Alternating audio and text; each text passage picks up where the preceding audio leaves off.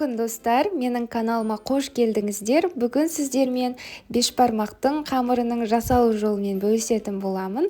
Бұл видео рецепт әсіресе тұрмысқа шығайын деп жүрген жас қыздарға немесе жас келіндерге нағыз керек видео рецепт деп ойлаймын. Сондықтан да видеомды соңына дейін қарап, ұнаса лайк басып, қазақша контентті қолдап, каналыма тіркеліп кетуді ұмытпаңыздар.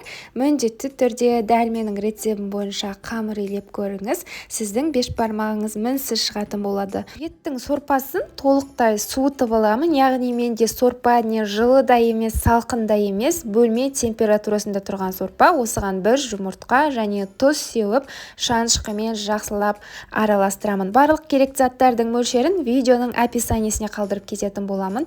Енді міндетті түрде електен өткізе отырып ұн себемін.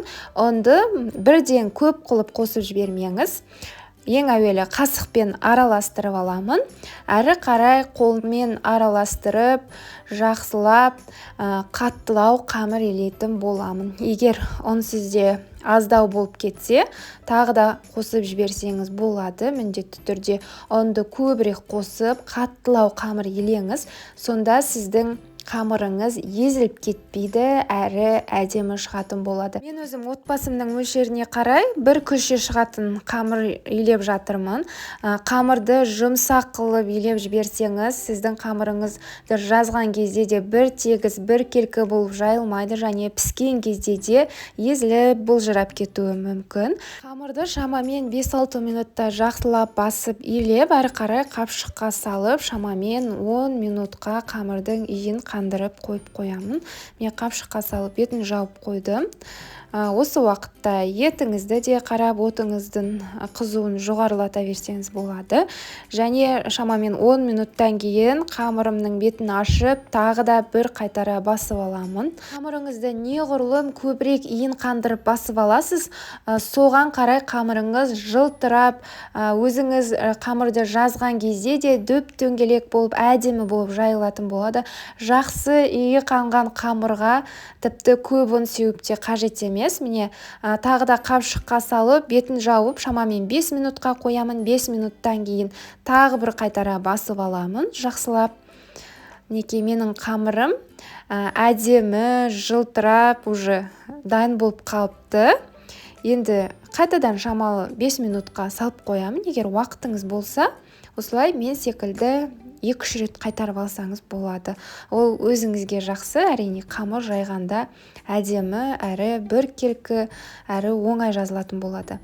Енді иіғанған қамырымды алып, азғантай ұн сеуіп, қолыммен дәл видеодағындай басып, қазір мен жұп-жұқа еттің қамырын жаятын боламын. Мінекей дәл осылай қолыңызбен басып алсаңыз болады.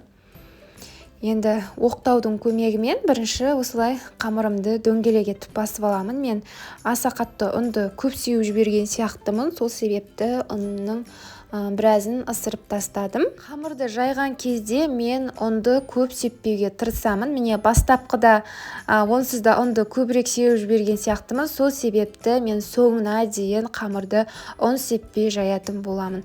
Өзі толықтай жақсылап иі қанып тұрған қамырға артық ұн сеуіп те қажет емес. Өзі оп-оңай әп-әдемі болып жайылады. Және қамыр жайғанда тек оқтаудың екі шетін басып отырып, қамырды айналдыра отырып жаямын. Видеоны мұқият қарасаңыздар, мінекей қамырдың әрбір шетінен айналдыра отырып, оқтаудың екі шетін баса отырып қамыр жайып жатырмын.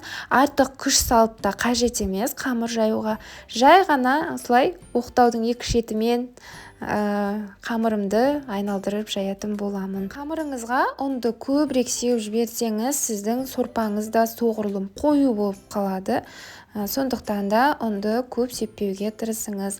Мінекей қамырдың әрбір шетінен айналдыра отырып, аса қатты күш салмай, оқтаудың екі шетін ғана басып, қамырды осылай жайып алсаңыз, сіздің қамырыңыз бір тегіс болып шығады. Яғни ортасы жұқа, екі жақ шеті қалың болып қалмайды. Әрине, егер еттің қамырын бірінші рет дайындап тұрсаңыз, сізде біріншіде, екіншіде дұрыс шықпаса да, барлығы тәжірибемен келеді.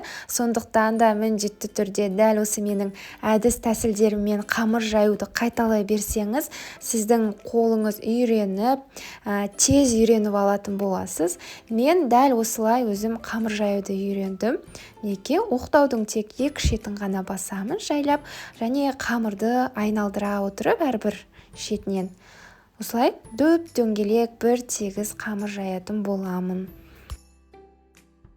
Сіздің етіңіздің қамыры бір тегіс мінсіз шығуы, ол сіздің бастапқыда қамырды қаттылау етіп жасап, неғұрлым көбірек иін қандырып, басып, жылтыратып аласыз, соғұрлым сіздің қамырыңыз да оңай жайылады, әрі өте дәмді, езіліп кетпейтін болып шығады.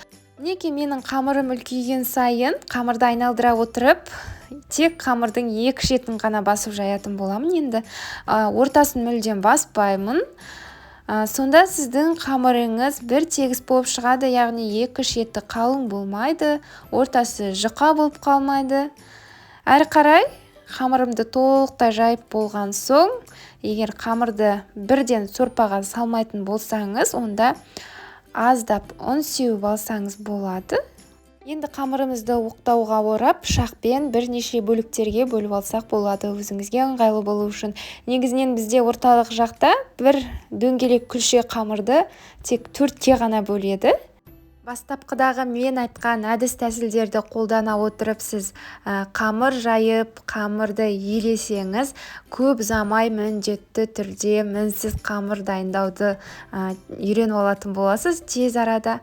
Енді қамырымыз дайын болды. Дайын болған қамырды міндетті түрде қатты қайнап тұрған сорпаға салып пісіріп алатын боламыз. Қамырыңыздың жабысып қалмауын қадағалап, бір-бірлеп араластыра отырып, қайнап тұрған сорпада қақпағын жауып ыдысымыздың пісіріп аламыз. Өзі піскен қамыр сорпаның бетіне көтеріле бастайды. Осымен біздің еттің қамыры дайын. Міндетті түрде менің рецептім бойынша дайындап көріңіздер. Ұнаса лайк басып, каналыма тіркелуді ұмытпаңыздар. Ас болсын.